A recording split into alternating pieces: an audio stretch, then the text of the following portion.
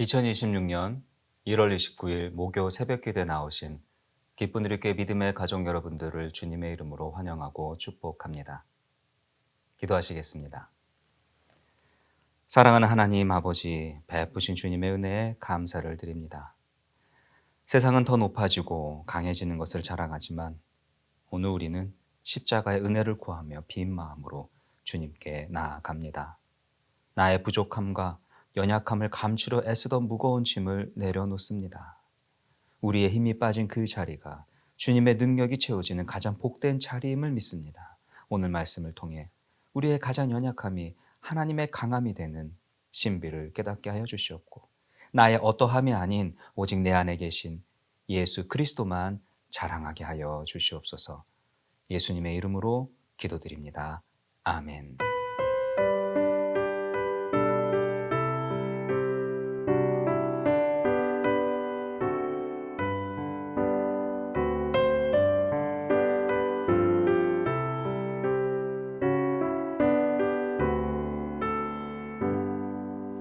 나의 갈 길 다가도록 예수 인도하시니 내 주 안에 있는 긍휼 어찌 의심하리요.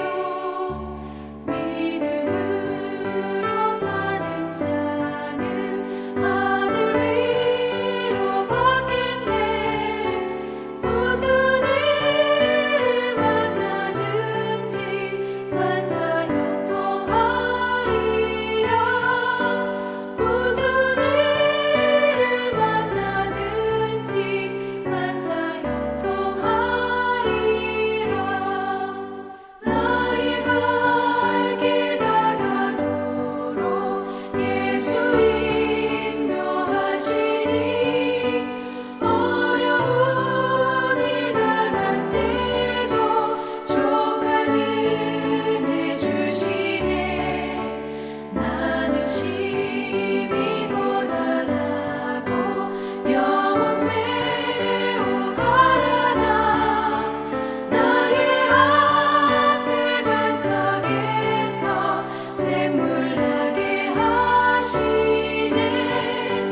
나의 앞에 반석에서 샘물 나게 하시네.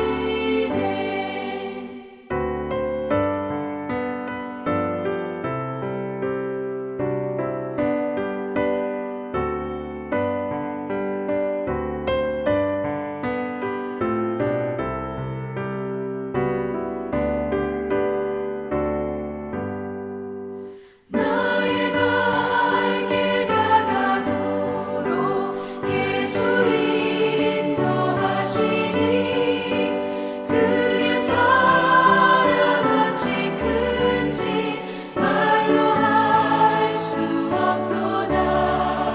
성령 강화 받은 영혼 하늘나라 갈 때에 영영 물을 나의 찬송 예수 인도하셨네.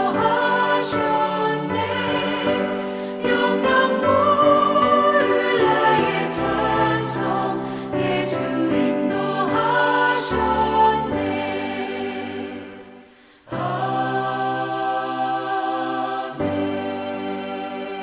아멘. 오늘 우리에게 주신 하나님의 말씀은 고린도후서 11장 16절로 33절, 고린도후서 11장 16절로 33절까지의 말씀입니다. 내가 다시 말하노니 누구든지 나를 어리석은 자로 여기지 말라. 만일 그러하더라도 내가 조금 자랑할 수 있도록 어리석은 자로 받으라. 내가 말하는 것은 주를 따라 하는 말이 아니요 오직 어리석은 자와 같이 기탄 없이 자랑하노라. 여러 사람이 육신을 따라 자랑하니 나도 자랑하겠노라. 너희는 지혜로운 자로서 어리석은 자들을 기쁘게 용납하는구나. 누가 너희를 종으로 삼거나 잡아먹거나 빼앗거나 스스로 높이거나 뺨을 칠지라도 너희가 용납하는도다. 나는 우리가 약한 것 같이 욕되게 말하노라. 그러나 누가 무슨 일에 담대하면 어리석은 말이 남아 나도 담대하리라. 그들이 히브리인이냐? 나도 그러하며. 그들이 이스라엘인이냐? 나도 그러하며. 그들이 아브라함의 후손이냐? 나도 그러하며. 그들이 그리스도의 일꾼이냐? 정신없는 말을 하거니와 나는 더욱 그러하도다. 내가 수고를 넘치도록 하고 옥에 갇히기도 더 많이 하고 매도 수없이 맞고 여러 번 죽을 뻔하였으니 유대인들에게 40에서 하나 감한매를 5번 맞았으며 3번 태장으로 맞고 1번 돌로 맞고 3번 파선하고 일주야를 깊은 바다에서 지냈으며 여러 번 여행하면서 강의 위험과 강도의 위험과 동족의 위험과 이방인의 위험과 시내의 위험과 광야의 위험과 바다의 위험과 거짓 형제 중의 위험을 당하고 또 수고하며 애쓰고 여러 번 자지 못하고 줄이며 목마르고 여러 번 굶고 춥고 헐벗었노라. 이 외의 일은 고사하고 아직도 날마다 내 속에 눌리는 일이 있으니 곧 모든 교회를 위하여 염려하는 것이라. 누가 약하면 내가 약하지 아니하며 누가 실족하게 되면 내가 애타지 아니하더냐. 내가 부득불 자랑할진대 내가 약한 것을 자랑하리라. 주 예수의 아버지 영원히 찬송할 하나님이 내가 거짓말 아니하는 것을 아시느니라. 다메섹에서 아레다 왕의 고관이 나를 잡으려고 다메섹 성을 지켰으나 나는 광주리를 타고 들창문으로 성벽을 내려가 그 손에서 벗어났노라. 아멘. 오늘도 이 새벽 주님의 전을 찾으신 성도 여러분을 한 분 한 분 환영하고 축복합니다. 세상은 늘 강해져라, 이겨라, 높아져라 라고 외치지만 오늘 우리는 약할 때 강함이라는 십자가의 신비를 배우기 위해 이 자리에 나왔습니다. 오늘 주시는 하나님의 말씀을 통해 나의 약함이 부끄러움이 아니라 하나님의 능력이 머무는 가장 안전한 초소임을 깨닫는 은혜가 우리 모두에게 있기를 소망합니다. 오늘 우리가 함께 읽은 고린도후서 11장의 후반절 말씀은 흔히 바울의 어리석은 자의 연설이라는 제목이 붙어 있고는 합니다.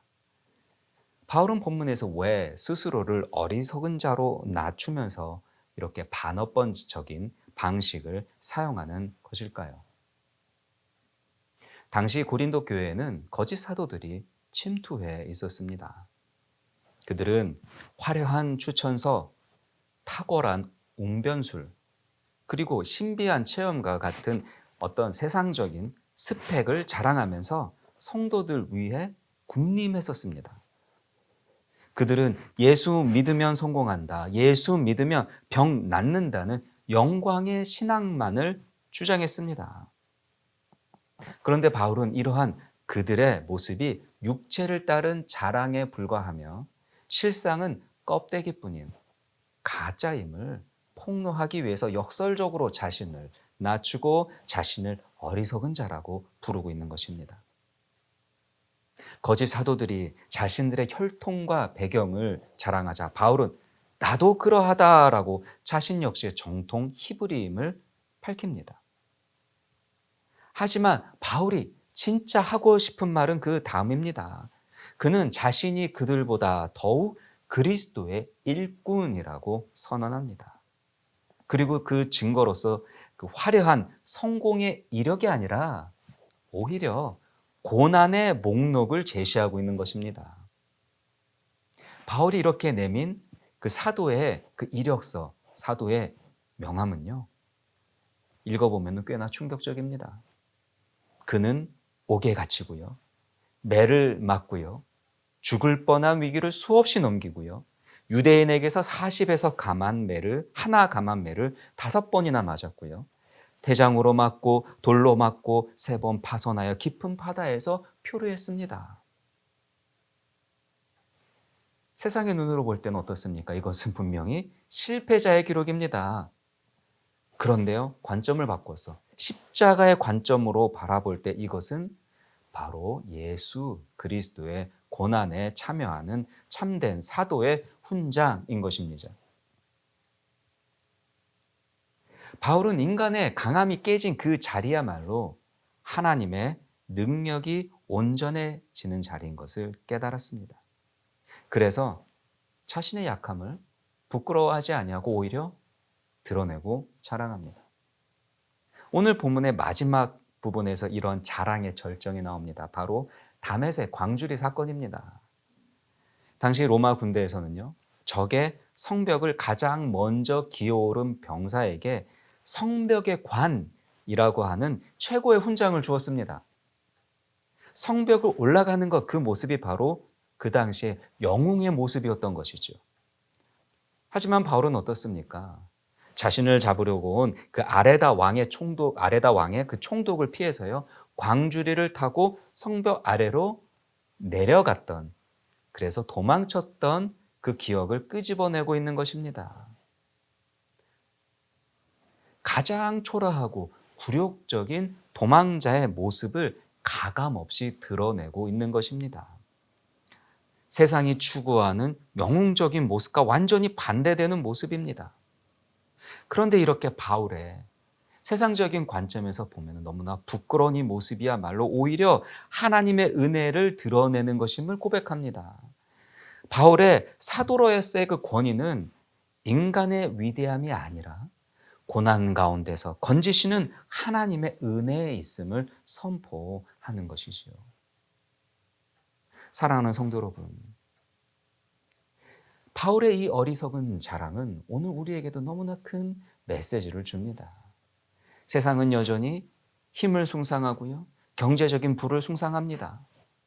경제적인 부를 많이 누린 것이 하나님의 은혜를 많이 받은 바로미터라 여겨지기도 합니다. 이러한 세상적인 가치관이 너무나 자연스럽게 우리의 마음에 자리 잡고 있는 이때에 오늘 본문의 말씀은 굉장히 큰 메시지를 주고 있는 것이지요. 오늘 우리는 이 말씀을 통해서 어떻게 우리의 삶에 깨닫고 적용을 해야 할까요? 첫 번째로 세상의 스펙이 아닌 예수의 흔적을 사모하는 우리 모두가 되기를 소망합니다. 오늘날 교회 안에서도요, 세상적인 가치관이 들어와서 어떤 숫자나 크기, 영향력을 성공이라 착각할 때가 많습니다. 편안하고 안락한 신앙생활을 축복이라 여겨지기도 합니다.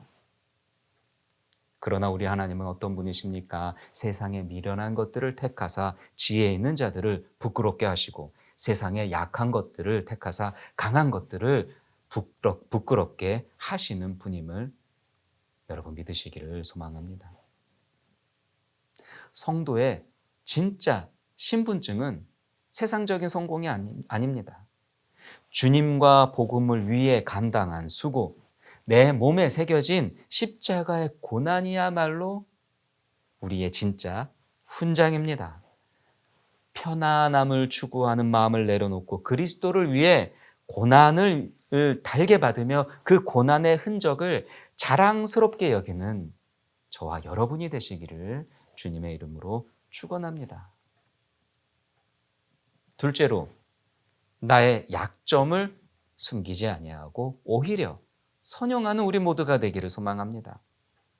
우리는 사실 약점을 숨기기에 급급합니다. 왜냐하면 약점이 드러나는 순간 다른 누군가의 공격의 표적이 된다고 생각하기 때문입니다. 그런데 반대로 우리의 약함은 오히려 하나님이 일하시는 최고의 기회라는 것을 여러분 믿으십시오.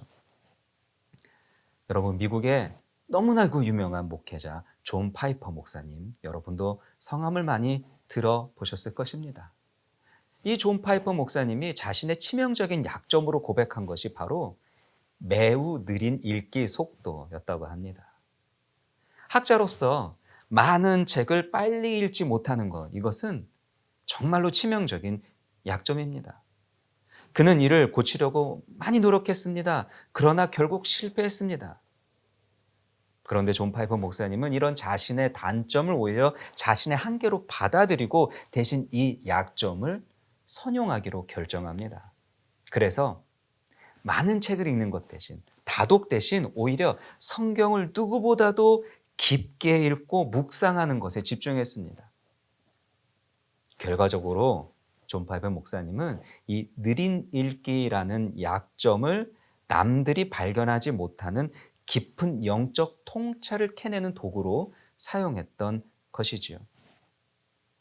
혹시 여러분에게도 남들에게 말하기 힘든 약점이 있습니까?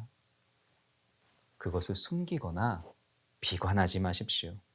존 파이퍼의 목사님의 권면처럼 당신의 약점을 낭비하지 마십시오. Don't waste your weakness. 우리의 약점을 낭비하는 대신 오히려 주님께서 일하시는 기회로 선용하는 우리 모두가 되기를 주님의 이름으로 축원합니다. 내 힘이 빠진 그 빈자리가 바로 하나님의 능력이 채워지는 자리임을 믿습니다. 세 번째로, 고난을 불행이 아니라 보물로 재해석하는 우리 모두가 되기를 소망합니다. 바울이 광주리 사건을 자랑할 수 있었던 것은 그 수치를 통해 하나님의 구원을 경험했기 때문입니다. 지선아 사랑의 이 책의 저자 이지선 교수님은요, 끔찍한 화상 사고를 겪었지만 자신을 사고를 당한 피해자가 아니라 사고를 만난 사람으로 재해석합니다. 그녀는 예전의 얼굴로 돌아가고 싶지 않다고 고백을 합니다. 그 이유는 고난이라는 동굴을 지나오면서 발견한 보물이 너무나 소중하기 때문입니다. 그녀는 자신의 상처와 약함을 숨기지 않고 드러냄으로써 수많은 절망하는 사람들에게 하나님의 살아계심을 전하는 통로가 되었습니다. 약함은 불행이 아닙니다. 하나님을 만나는 통로이며 누군가를 위로할 수 있는 사명의 도구인 것입니다. 사랑하는 성도 여러분, 말씀을 맺고자 합니다. 세상은 강해야 살아남는다라고 말하지만 성경은 내가 약할 때에 꼭 강하다고 말씀합니다. 우리 안에 있는 약점, 실수, 그리고 남들에게 보이고 싶지 않은 광주리와 같은 과거가 혹시 우리에게 있습니까? 그것을 주님 앞에 내려놓으십시오. 나의 약함을 인정할 때에 주님의 능력이 임합니다. 오늘 하루 나의 강함을 의지하지 않고 내 안에 그리스도의 능력으로 승리하시는 복된 날이 되는 우리 모두가 되기를 주님의 이름으로 축원합니다. 기도하시겠습니다. 하나님 아버지, 우리에게 낮아짐을 배우게 하여 주시옵소서. 우리의 약함이 부끄러움이 아니라 주님의 능력이 머무는 통로임을 깨닫게 하여 주시옵소서. 자신의 약점을 선용하며 하나님의 영광이 되고 기쁨이 되었던 이들처럼 우리도 나의 약함을 통해 일하시는 위대한 하나님을 경험하게 하여 주시옵소서. 그래서 오늘 하루도 내 힘을 빼고 주님의 이름으로 채우는 하루가 되게 하여 주시옵기를 간절히 원하올 때 우리 주 예수 그리스도 이름으로 기도드리옵나이다. 아멘. 하늘에 계신 우리 아버지여, 이름이 거룩히 여김을 받으시오며 나라가 임하시오며 뜻이 하늘에서 이루어진 것 같이 땅에서도 이루어지이다. 오늘날 우리에게 일용할 양식을 주옵시고 우리가 우리에게 죄 지은 자를 사하여 준 것 같이 우리의 죄를 사하여 주옵시고 우리를 시험에 들게 하지 마옵시며 다만 악에서 구하시옵소서. 대개 나라와 권세와 영광이 아버지께 영원히 있사옵나이다. 아멘.